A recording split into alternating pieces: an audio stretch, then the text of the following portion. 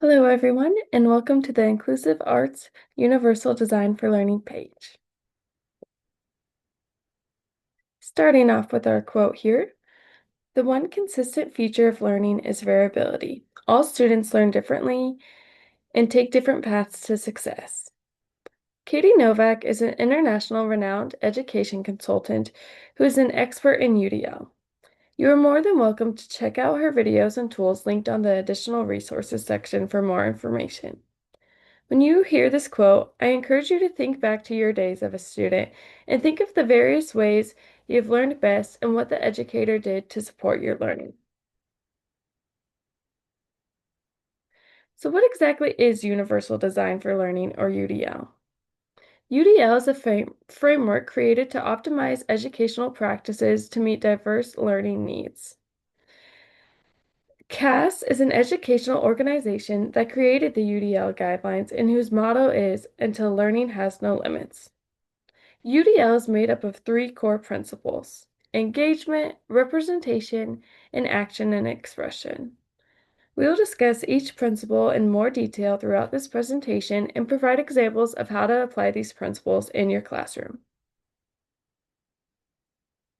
So why exactly does UDL matter? Well, UDL is important because it facilitates inclusion, accessibility, customization, engagement, and motivation, as well as improved performance for all students, and it also equips teachers regardless of students' ages, conditions, background, socioeconomic status, etc. This framework provides tangible strategies to recognize and utilize each student's unique differences and facilitates a more productive learning environment for everybody involved. So just a few things to keep in mind uh, when getting started of implementing UDL in your classroom.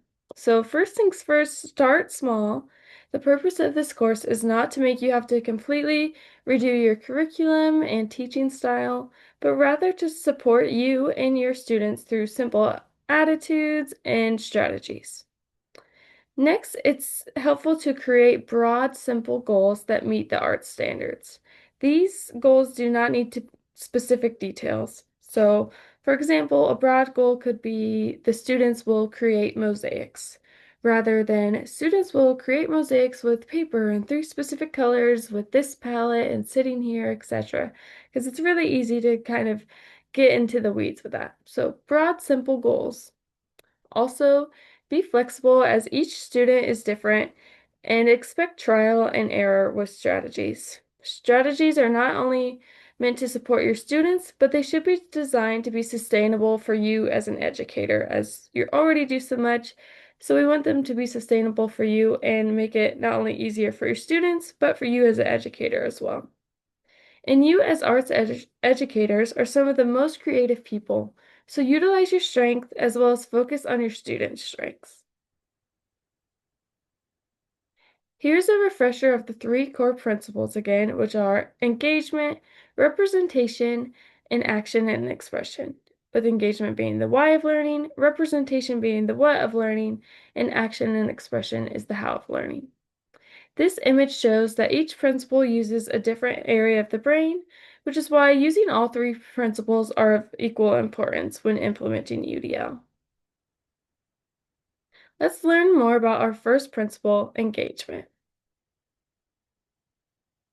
So here are some of the key points to the engagement principle. According to the CAS 2024 guidelines, engagement is the why of learning. Educators are meant to welcome all interests and identities so that all students may feel motivated and included. Not only do you want to engage and motivate learners, but it's also ideal to keep them engaged and sustain their effort and persistence with the material. The engagement principle also emphasizes the importance of recognizing students' emotional capacity to learn, as mental health can be a huge contributing factor, whether they're depressed, anxious, XYZ. Meeting them where they're at can be very beneficial for you as a teacher. Here are a few more specific engagement strategies to keep learners actively involved. First, it is important to facilitate connections with students, as this will not only decrease conflict and behaviors, but it allows students to feel like they have a voice in their learning. Adapting the environment by giving students flexible opportunities for whether it be seating, types of project, or breaks, etc., may increase their engagement as well. Of course, every student is different, and what some may find fun, others will not.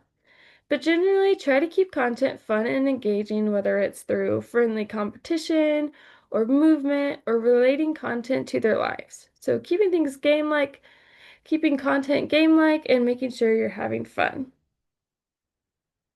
Also, engagement also relies on students' emotional capacity, so it's important to do regular check-ins so students can feel seen and heard.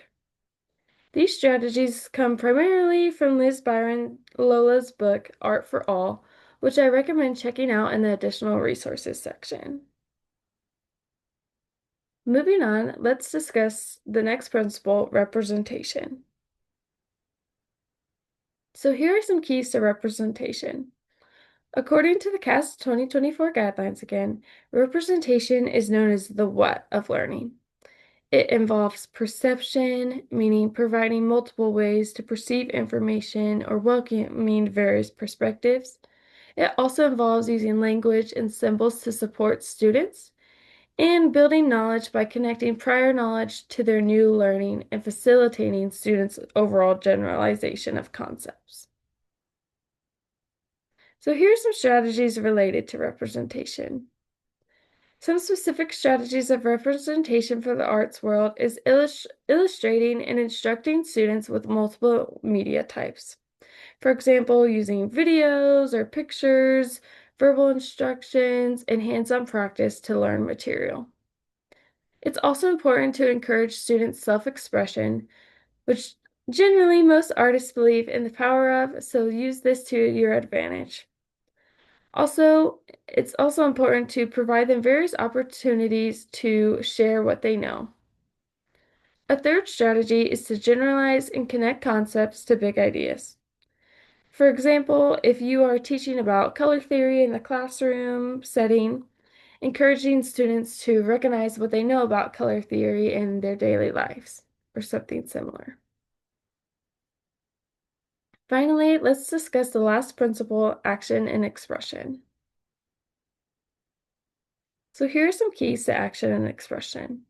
The CAS 2024 guidelines claim that action and expression is the how of learning. So this principle really encourages students' interaction with learning by optimizing their access to tools and adaptive materials. It also encourages expression and communication by ensuring use of multiple forms of communication and allowing multiple methods of creativity. And finally, this principle focuses on strategy development, meaning it really emphasizes that the importance of students being able to work alongside their teachers to plan and create their own goals. Here are some strategies related to action and expression. So, as listed on the previous slide, it is important to make content and learning interactive, whether it's letting students choose their type of media, tools, projects, etc., so they can take on an active role in their learning.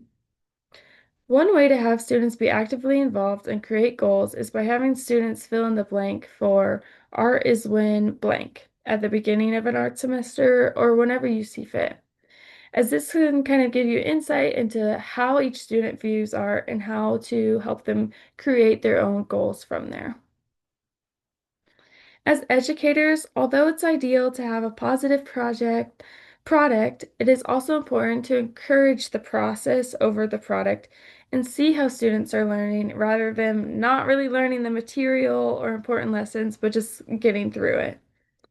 As cheesy as it sounds, it's really good to, yes, to focus on the journey of the overall learning rather than the destination.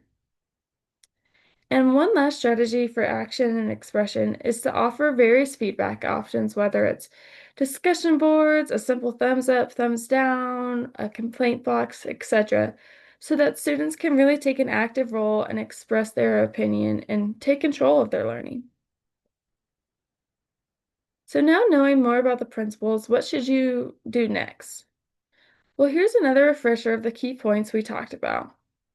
Remember to be flexible, as each individual is different, and as you already may know, oftentimes things do not go to plan. But I encourage you to keep trying, and the fact that you are even taking this course shows a lot of positivity for you as a teacher and how you care for your students. And also remember, even though many of the principles involve offering flexible choices and students' insights, it's still okay to have boundaries as a teacher and set parameters in place. For example, having students pick between two options rather than open-ended, of course, depending on their grade level and age, or giving them a set deadline for different projects. Also, don't be afraid to check your own bias as a teacher, as we all have them, and be sure to ask for help, whether it's from your peers or special education services, resources like this, etc. And yes, keep trying. Again, the fact that you're even here says a lot about you as an educator, so keep up the good work and don't be discouraged. Also, thank you for listening to the UDL presentation, and please check out the CAS guidelines or other additional resources for more information. Thank you, and here are my references.